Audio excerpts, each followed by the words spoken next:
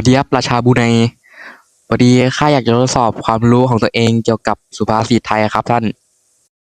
ได้สิฮ่าฮ่าฮ่างั้นข้ามีเกมให้เจ้าเล่นนั่นก็คือเกมทายคำสุภาษิต10 คำยังไงล่ะบางทีท่านงั้นข้าขอแบบยาวๆเลยนะครับจัดไปน้องชาย